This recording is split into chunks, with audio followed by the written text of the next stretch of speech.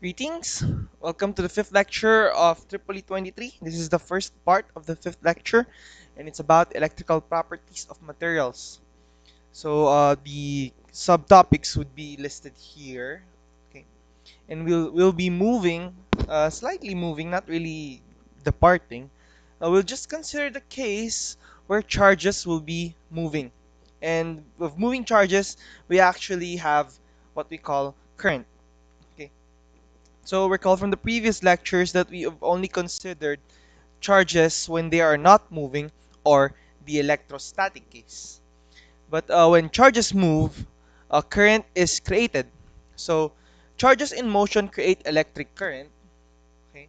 And the rate of movement of charges passing through a given reference frame so results into current. So as you can see here, we take this material here is where electrons can move freely. Okay, so we're counting the electrons passing through an area right here. Right? So this is the reference frame that we were talking about earlier. Okay, so the conventional flow of current is the flow of positive charges. So if the electrons are moving here, so there's a negative current flowing in that direction since the electrons are negatively charged particles. So the conventional current flow would be opposite that flow of electrons, which gives me a little bit of musings. If they assigned the positive charge to electrons, we would not be having this problem. But anyway, it's stuck there. The electrons are conventionally negatively charged, so our conventional current is in an opposite direction of the electron current flow. But the actual current is due to the flow of electrons, at least in our conductors. Right? So, well, not at least, maybe I think it's all of them. So electrons dictate the flow of current. Anyway, okay. So the unit for current is coulomb per second. It's the amount of charge passing or flowing at a given time. Okay. So we define a quantity called current density as a vector. Okay, take note, it's a vector representing the limit of the ratio of the current passing through a small area as the area shrinks to zero. Basically, the change in current over the change in area as the area approaches zero. Okay, so let's look at this area right here. So this is your material that lets electrons flow freely. Okay, so this is the material that lets electrons flow freely. We assign some area. Okay, the actual area could be bent.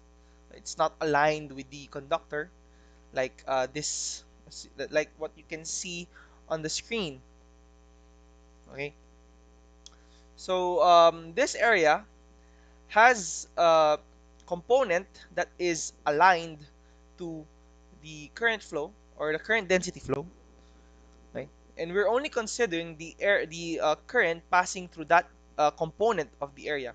So we have to project the area, or we have to align the area to the current density right here. So kind of projecting this area vector for an assigned area, we're projecting this area vector to the current density vector. So to compute then the total current, so since these are vectors, to compute for the total current, you need to get the dot product of the area to the current density. Okay? And since current density is for the limit, it's a limit as area approaches zero, you have to get the dot product of this current density to a differential area. Right? So it's actually a surface integral. So to get the total current passing through an area, you need to get a surface integral. Okay, so it's kind of similar to your flux.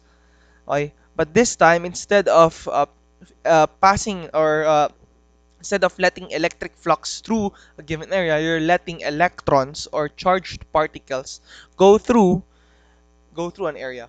Okay, so this is the charged particle that flowed through the area. Okay, creating a current. Okay, for example, So we have a coaxial cable carrying 20 amperes of current along the z direction. Okay, so the cross-sectional area looks like this, and the z could be going out of the page. So let's put a marker there. So it's a big dot. So the radius of the inner conductor is 20, so this, while the outer conductor has an inner radius of 30, so the inner radius is this, and an outer radius of 35, which is until the end. Okay, so you calculate the current density through both conductors, assuming that the current is flowing uniformly through the conductor. Right?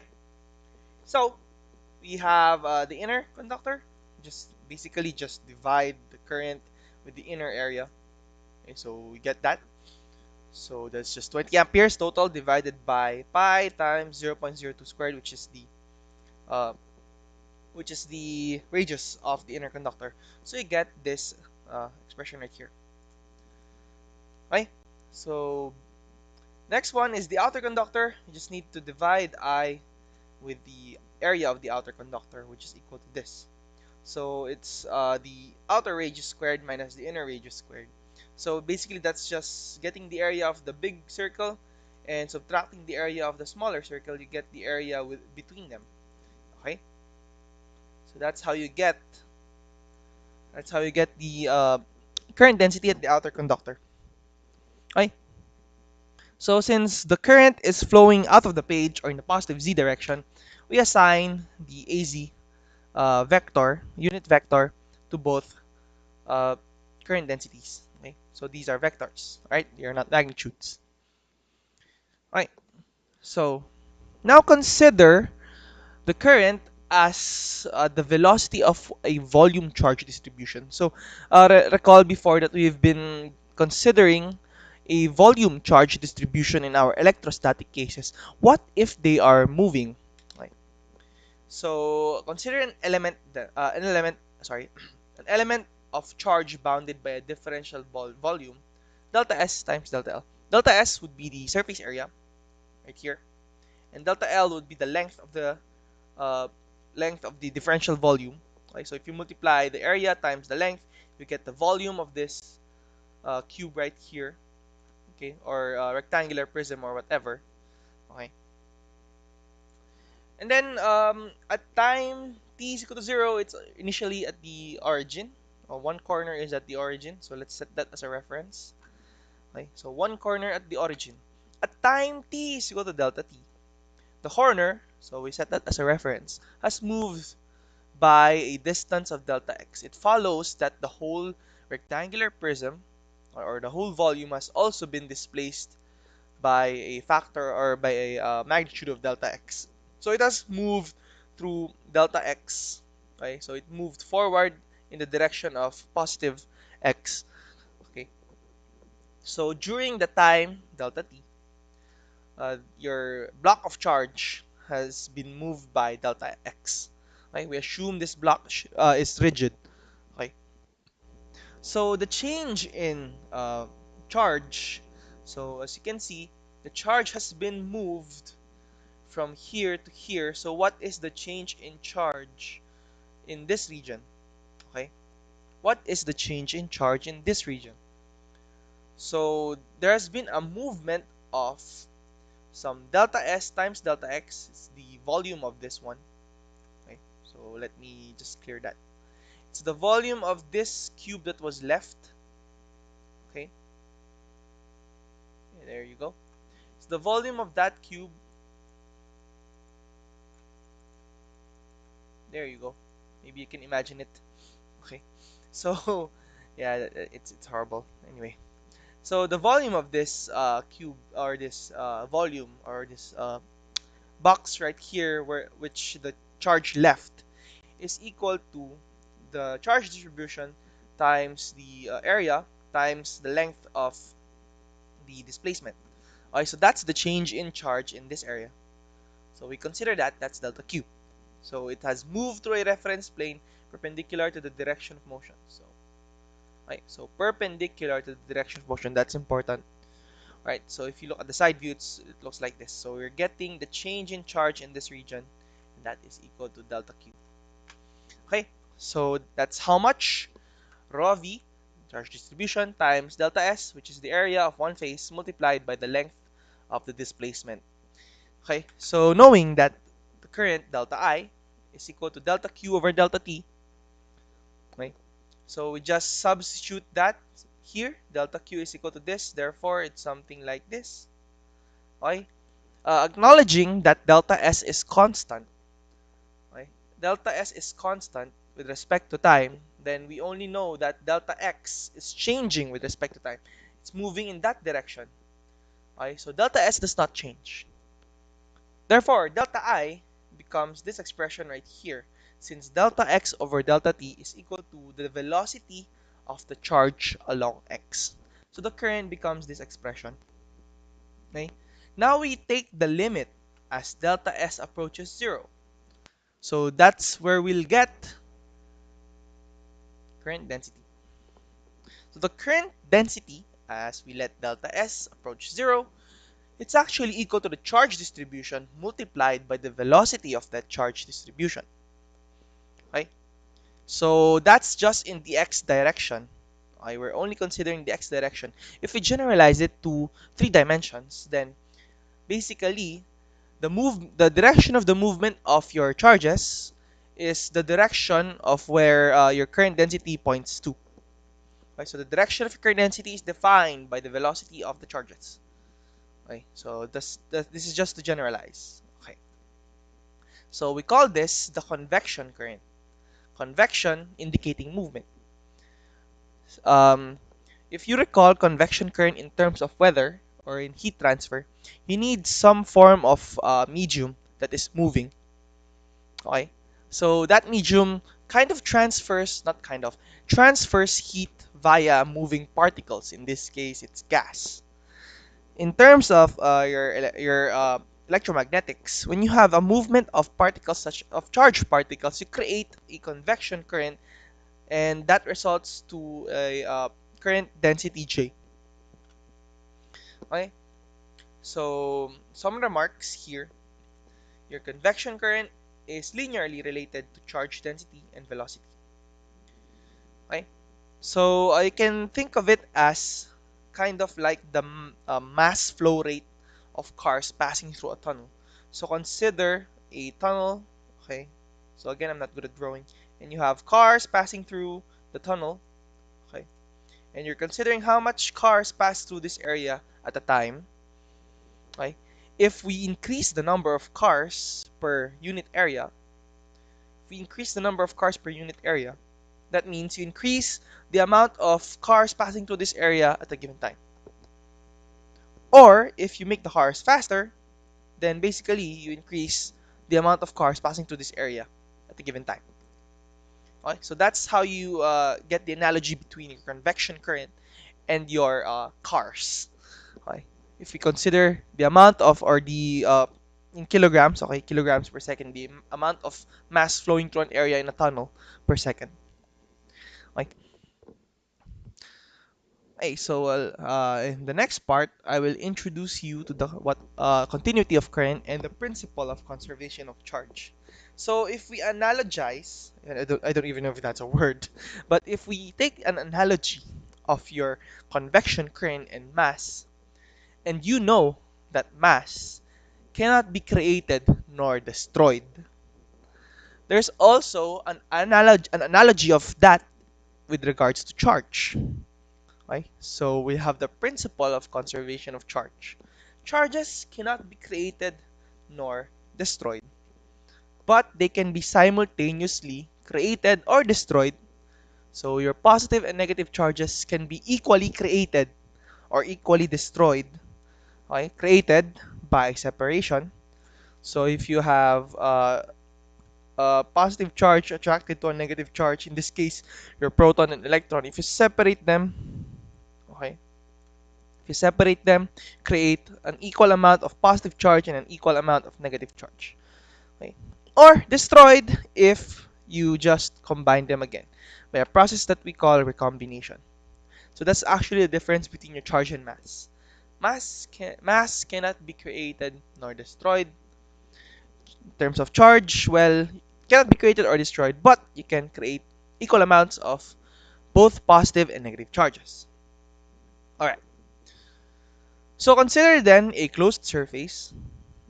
So we're back to having closed surfaces. So bear with me in this. If we consider a closed surface, then the current out of the surface, current out of the surface, there you go, current flowing out of the surface is equal to the rate at which the amount of charge is decreasing within the surface. So initially we have charges in the surface. What does that tell us about the electric flux? Should be able to remember that. But in this case, let's look at the when charges are moving out of that closed surface. So basically, if charges are moving out, it's actually decreasing. The charges inside are actually decreasing. Okay? So if we look at that, since there's a movement of charge in different directions that is tangent, sorry, not tangent, normal to the area, differential area of the closed surface, that results into a current density J. Okay, so to get the total current flowing out of our area, we just get the closed surface integral of the resulting charge density, sorry, current density, dotted to a differential area on the surface. That's ds. So that's the total current going out, and that is equal to uh, negative of the change in charge over change in time. Okay? So you must be thinking that there must be some sort of mistake here. I equals negative of the charge, okay? Negative of the change in charge. But if we go back, isn't I equal to delta Q over delta T? So that's what I have shown you earlier. So why is it like that? So in this case, we're looking at the charges going out of the surface. Okay? If we look at our current here, it's actually the charges going into a surface right here. Okay? So I think what you recall from your previous courses or your circuits course is that the current is the positive change in charge over time. But we're assuming actually that the current is flowing into a certain surface. The current is flowing into a certain surface. In this case, we consider this cross-sectional area right here. Okay? But if we look at a closed surface, if there is current flowing out of that closed surface, then it must be that the charge inside is actually decreasing. Okay? The positive charge is actually decreasing, or the negative charges come piling up inside. Wait, I should not have drawn that in red. Okay, let me try again. If it's going out, okay, some positive charges are going out, results into a current that is flowing out of the surface. Alright. But if we have negative charges coming in, it's the same result. Okay, so negative charges coming in. Okay, it also results in having your charges inside the surface decrease. Okay, so there. That's why there's a negative here, because we're measuring the outward flow from within the surface. Okay, so now if we have a closed surface integral, it's actually good to show, or not good to show. It's actually good that we'll apply divergence theorem. Okay, so bear with me on this one. So similar to Gauss' law for electrostatics or for your electric flux, if we have a closed surface integral of a vector, we can actually apply divergence theorem that closed surface integral is actually equal to the volumetric integral of the divergence of the vector. So the volumetric integral right here. Okay. Now let's define Q in. Q in is actually the integral of the charge density with respect to the volume. The volumetric integral of your charge density. Okay. So acknowledging that the surface does not change over time, then the integral operator can be ignored by the differential operator, and we can put it inside, okay, assuming that dv does not change with time. Okay? So we're considering a static closed surface. Then, basically, this rho v would be differentiated with respect to time. So this quantity right here is the negative volumetric integral of your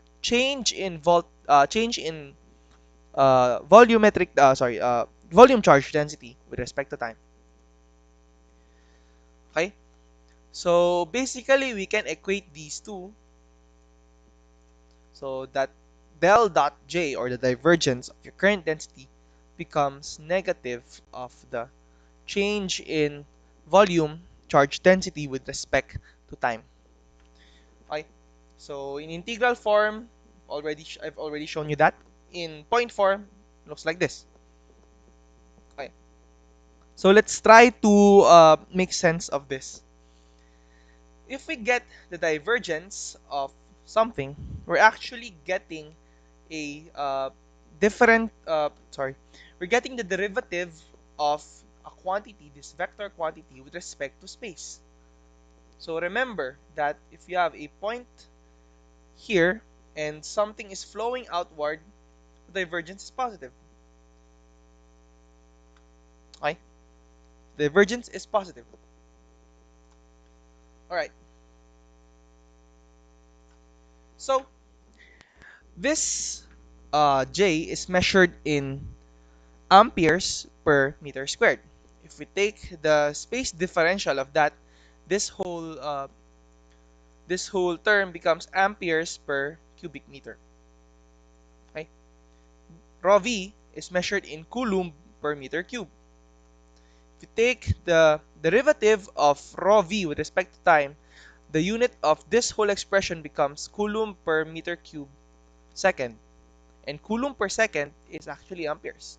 So they have the same units. Okay? So that's one way to check the sanity of this derived equation. The units hold up. Okay? The units are the same. Most likely your derived equation is also the same. Okay? So example. Given the current density, here is a function of time. Okay? So the current density dissipates over time, and it's flowing in the outwards on a sphere. First is calculate the total current when t is equal to 1 second at the radius r is equal to 5 and r is equal to 6. Okay. So we are evaluating, evaluating current at a constant r. So luckily, it's a constant r. The surface is symmetric, so it's easy to calculate that. So first, we just need to substitute when t is equal to 1 and r is equal to 5. J, the current density, is this expression here. So we just multiply that by the area of the sphere, since it's just a sphere and this is flowing uh, in parallel to the air hat. So it's always normal. This J is always normal to a closed surface sphere. So we just multiply the surface area of the sphere to the current magnitude that we got.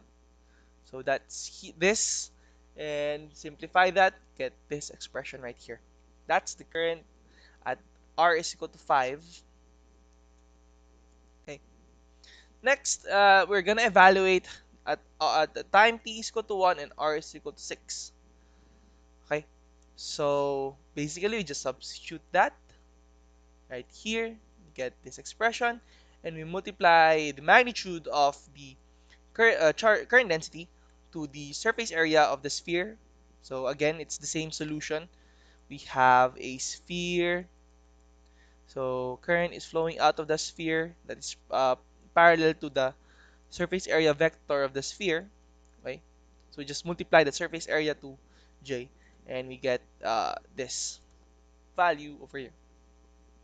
So does it make sense that the total current at the same time, if we're looking at the same time, the total current at R is equal to 6 is actually greater than the total current at R is equal to 5? Does that make sense? It kind of like as we go further away, okay, the total current is actually larger than the current before it. Is that possible? Well, actually, yes. Okay, since your current actually dissipates over time. So at the start, at the start, the current is at its maximum at t is equal to 0. Okay, that current flows towards the outside. So by the time t is equal to 1, the current is now concentrated at the bigger sphere. Okay, and this current dissipates over time. Okay, so it makes sense that the current at the larger sphere is actually well greater in magnitude than the current inside the sphere. All right. So enough of that. Let's look at letter B. Determine the volume, charge, density, and the velocity. How do we get that?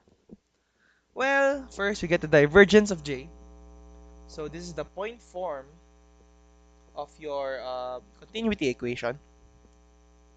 All right. So we just get the divergence of J, and it's in spherical coordinates. Therefore, the divergence looks like this, which is equal to this. Right? And we simplify that, becomes this expression right here.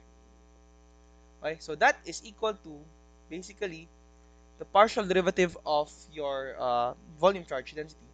You can get the volume charge density, okay, by just transposing dt here, okay, and just transposing dt here and getting the integral of this partial rho v. So rho v becomes this expression right here. So this is a constant due to having a definite integral. Okay. So if we integrate this with respect to time, we get this expression. So rho v becomes, there you go. Okay. So in this case, you'll have to assume a boundary condition. So a boundary condition, okay, in this case, let's assume that rho v approaches 0 as t approaches infinity. Where did this come from? Okay. As you can see here, current actually dissipates. And at some point at the infinity, the charge inside the volume actually approaches 0. So all the charges inside are gone. Okay, move to infinity. So as time t approaches 0, infinity, your volume charge density becomes 0 at that point, at any point. So they are moved towards a bigger infinity or whatnot. Right? So if we let that be true, this would be 0 is equal to let time approach infinity, this will be 0. Then we have 0 equals C of R. So this is 0, okay, and we're left with this expression right here. Okay, and now to get the velocity, well, basically we just need to divide JR by rho v, just by definition. Okay. So the expression becomes this, R meters per second. So the velocity increases as you increase your radius, or the velocity is directly proportional to the radius. Okay, if you move further away from the origin, your charges become faster. And it kind of makes sense now that the current at R is equal to 6 is actually greater than the current at R is equal to 5. Okay? Get this expression for the velocity. Alright, so if you have any questions with this, again, with this example and the previous example, just post a comment. And without further ado, let's proceed to the next topic here. Next subtopic, we're gonna consider materials. So recall in the previous lectures and the previous slides that we're considering just a material that we don't know the properties of. Okay? The properties of materials behave differently. Okay? And we actually have three different types of materials in terms of its conducting properties. Okay? So the three types of electric materials are insulator, semiconductor, and your conductor. What is the difference between the three? So the difference is actually the existence of a band gap. Okay? So the greater the band gap, so the less likely the less likely that electrons will flow. So this axis shows the increasing energy of electrons. Okay? So if you excite an electron, it will jump to a conduction band. Okay? How do you excite an electron? There are many factors like shining it with the or letting it interact with the photon, or maybe even just bringing it to a higher temperature. You can actually make the electron go to the conduction band, but it must overcome that band gap. Okay? The energy that the electron absorbs must overcome the band gap for it to be able to jump. And in insulators, unless it's a very extreme temperature or very large energy, it cannot overcome the band gap. So it cannot jump to the conduction band. What does that mean? It means that the electrons are stuck in the valence band. So they won't be able to flow. They won't be able to flow. That's not in the case of semiconductors, where you have a smaller band gap, but there is still a band gap. So initially, for a semiconductor, semiconductors actually behave weirdly. There's a band gap, yes, but electrons can overcome that band gap. So the electrons can overcome that band gap by having energy externally. Excuse me. By having energy externally, okay? So that could be in the form of light. Light touches it, or temperature. It can overcome the band gap. Okay? And in the conduction band, where electron can flow freely, um, basically you have now what we call a free electron that can actually create current. And with that, you actually have what we call a hole inside the semiconductor. It's a hole. So in this hole, electrons can flow to the hole. Okay? Electrons can flow to the hole, right? Depending on an applied energy or potential. Electrons can flow through the hole, and the hole actually kind of propagates. So there's kind of a movement for your holes too, and they actually contribute to the total current that is in the semiconductor. So it can only conduct when certain what do you call this? Certain conditions have been met. Okay. For a conductor, there is essentially no band gap. So electrons can flow freely between your valence band and your conduction band. Therefore, there are electrons always in the conduction band, and current can always flow. Okay. Current can always flow in the conduction band. Okay. So now we've been considering actually only our fields, our electric field and electric flux in free space. Okay. There are no obstructions, no obstacles. What would be the effect of these three when we have fields inside them? Okay. So what happens if there is a field in some material, material 1, and going to material 2? Okay. So first, let's decompose this arbitrary field in an arbitrary going to an arbitrary direction into what we call the tangential component and the normal component. Okay. So I've already shown you this, that if we're considering an area, for an area there's actually a normal component and a tangential component. Okay. Normal component is basically 90 degrees to the area. Okay. And tangential component is just basically parallel to the area. Okay. So we decompose the field that is in material 1 that is going into material 2. So the boundary is assumed to be a flat surface. So for the normal component, we apply Gauss' law. So Gauss' law still holds inside material 1 and material 2. So if we apply Gauss' law, okay, let's have a cylinder as our closed surface. So we're only considering normal components, therefore the flux just flows normal to the material. Okay? So we're only considering that, and if you apply Gauss' law, the what do you call this? The total flux of this closed surface is basically equal to the charge stored inside. Okay? The charge stored inside the material.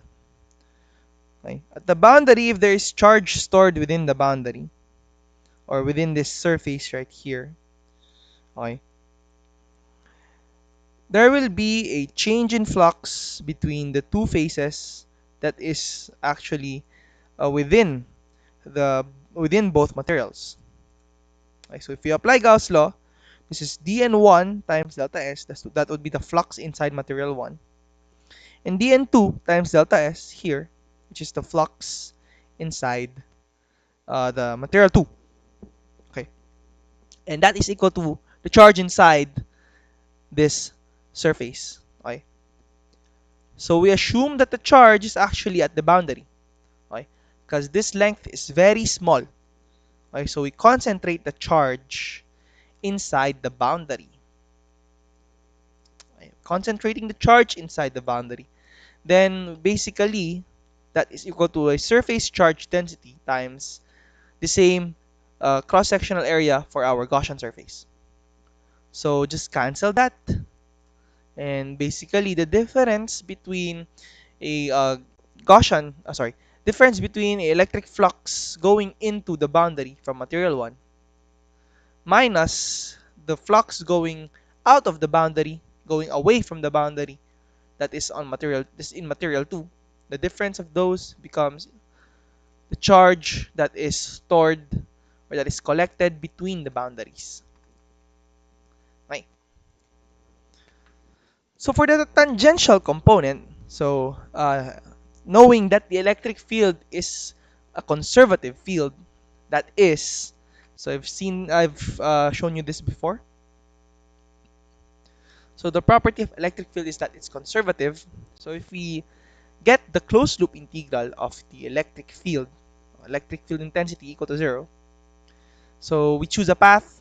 Your ET1 is in opposite direction of ET2. So this is important. So ET1 is on the same loop direction. Let me draw that better.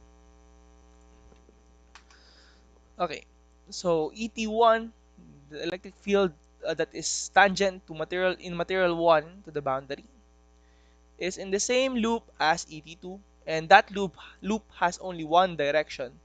Okay, let's assume it is clockwise. Okay. So since we have a conservative field, so the closed loop integral of E dot dl equals 0.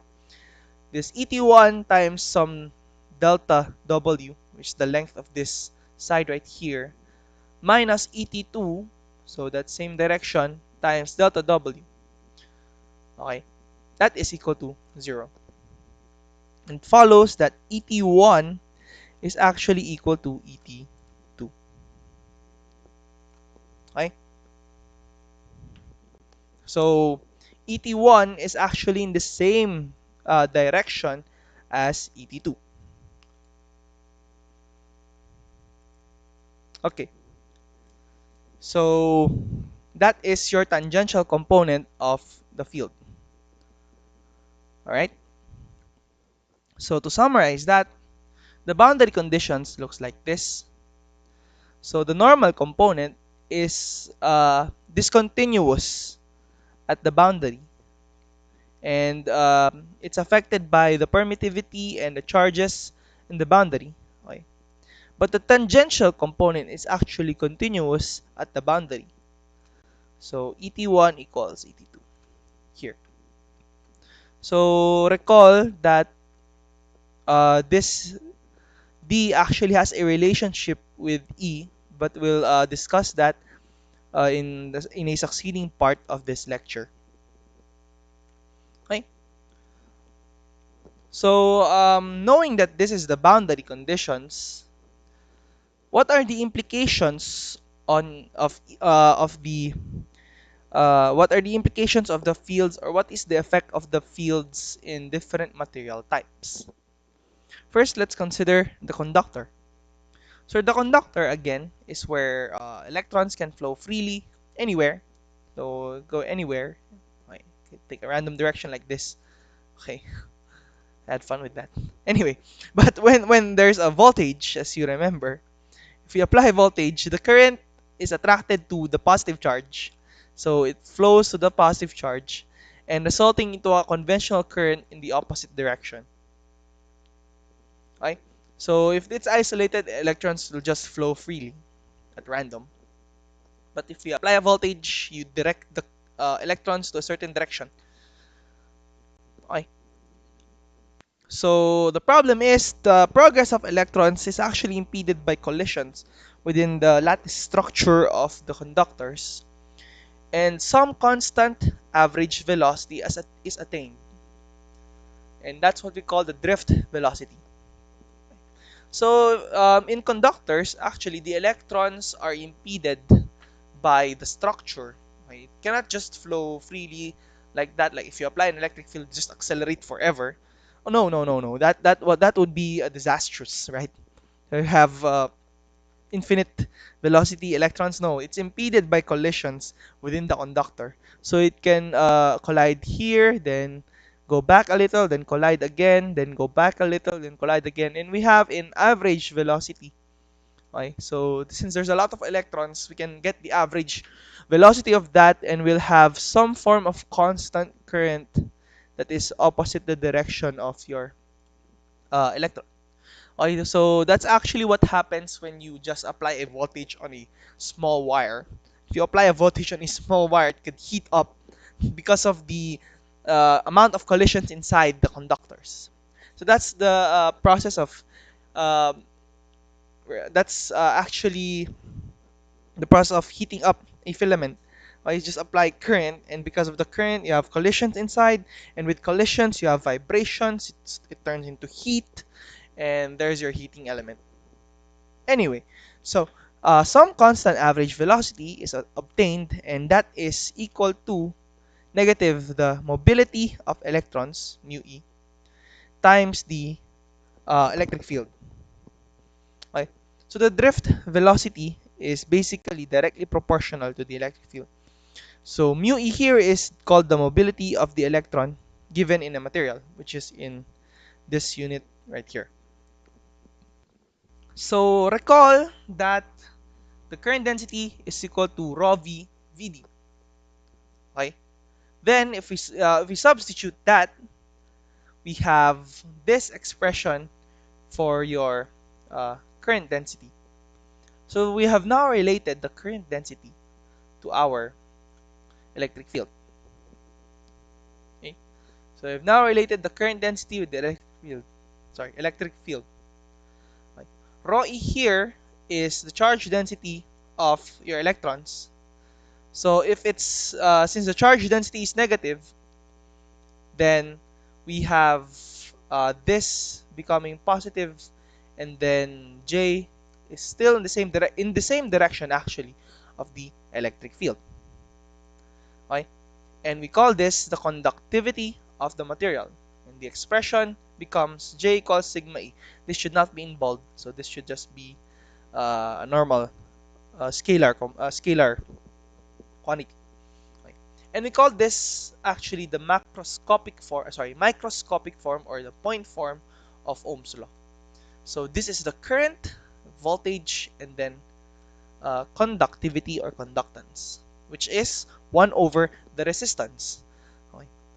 So if we have a uniform, okay, so this is important. If we have a uniform E and J, so this is important. If we have a uniform E and J, we can we can convert this point form of Ohm's law into macroscopic form, where your J is equal to I over the area. So take note, it's uniform, so we can do that. Your E is equal to the potential divided by the length. So where did that come from? Recall that sorry, not E, V is equal to negative integral of E dot dl. Okay. So if your sorry, if your E is uniform, then this just becomes V equals E times the length. Okay, that's where this came from.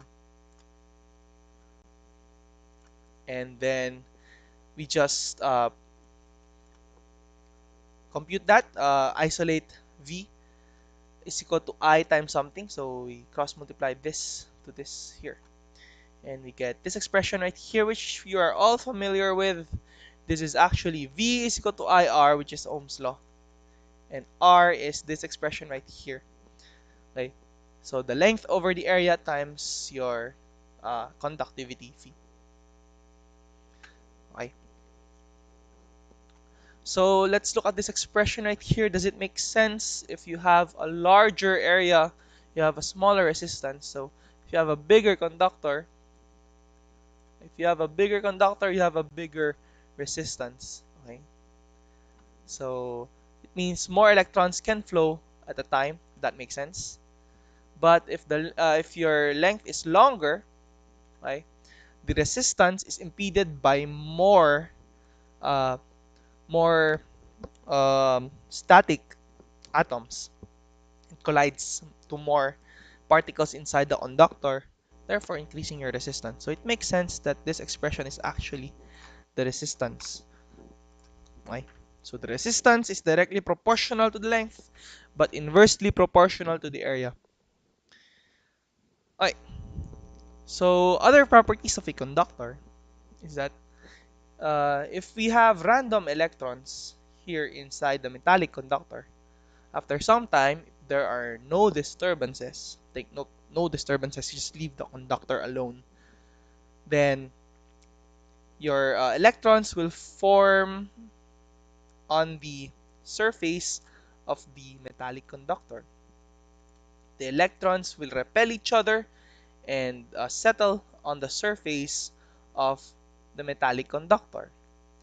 So if we apply Gauss' law, okay, inside the conductor, there are no contained charges. Therefore, there is no flux inside your conductor, which means that there is no electric field inside the conductor.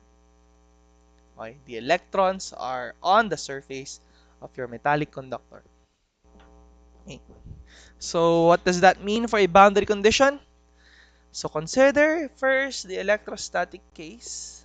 First, no moving charges. That's steady state condition.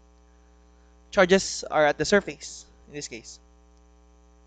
So they arrange themselves such that there is actually no flux density in the inside of the conductor. So since the electrons repel each other, there are no charges inside. Then if we apply Gauss' law again, there's no flux.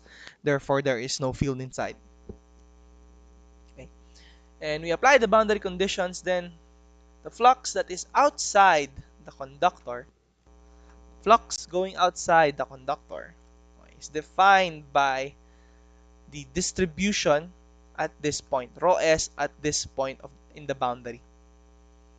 Okay, since there are no flux inside, then okay, dn outside becomes the rho s that is inside this uh, sorry, ds, the electric flux going outside is equal to rho s, or the charge density at this surface right here, defined by the electrons. Okay, so there you go. Okay, and the tangential component, ET outside, is equal to the tangential component inside, which is 0, Therefore, there are no tangential components in a conductor. Okay? So, what does that make a conductor? So, the conductor is actually what we call an equipotential surface. So, recall that for an equipotential surface, the equipotential surface is always perpendicular to the electric field streamlines. In this case, the electric field is defined by the flux density. Okay? And this flux density is always normal to the conductor. Therefore, this conductor actually forces a region to be equipotential. Okay? This conductor forces a region to be equipotential, to be an equipotential surface. Okay? So let's look at this case right here. So let's look at this case right here. If we have a conducting plane, okay, at near a positively charged particle, this conducting plane, this conducting plane actually forces the electric field to be normal the plane. Okay? Forces the electric field to be normal to the plane. Kind of like it mirrors something here that absorbs this electric field right here.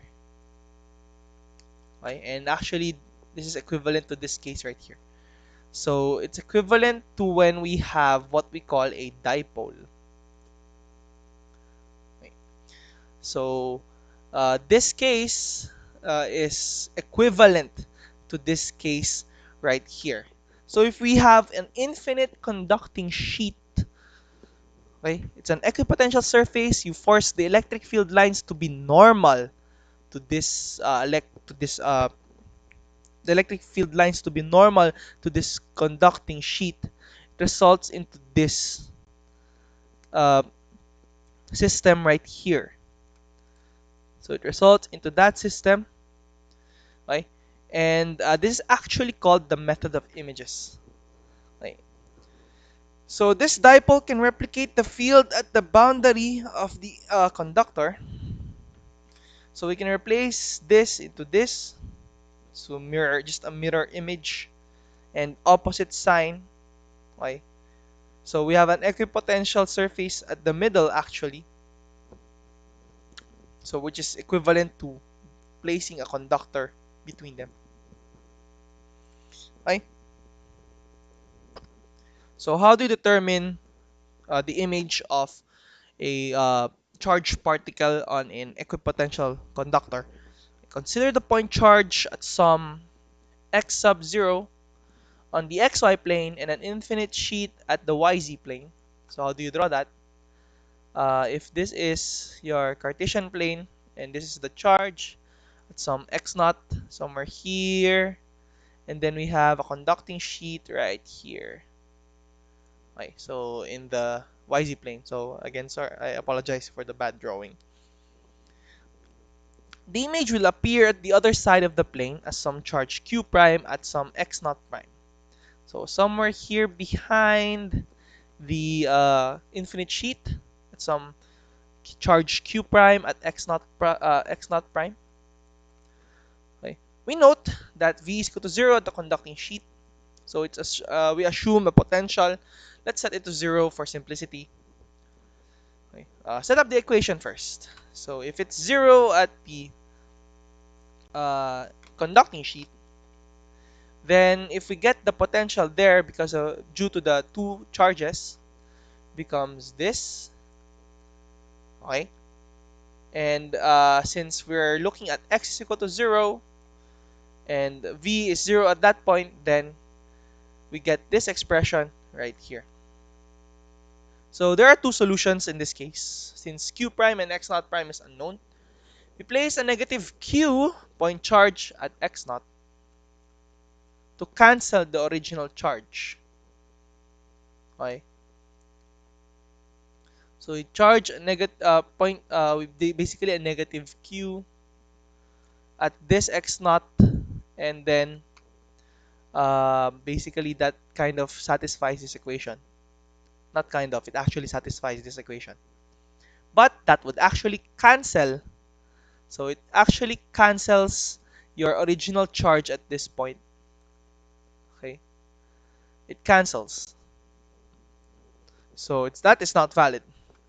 So another one is to place a negative q, so same magnitude, at negative x naught. So somewhere here, and this creates an electric field that is actually normal to your conducting sheet. Okay? So we can do this actually to any charge configuration above an infinite ground plane or an infinite plane with zero potential. Okay? So by an arrangement composed of the given charge configuration, its image, conducting plane, etc., etc. Okay, so we'll actually elaborate on this in the next part, so we can end the lecture here. So again, if you have any comments or questions, feel free to comment on the YouTube comment section below, okay? And I'll try my best to answer it as soon as possible, as always. So, um, okay, I think that's all for the first part, and I'll see you when I see you.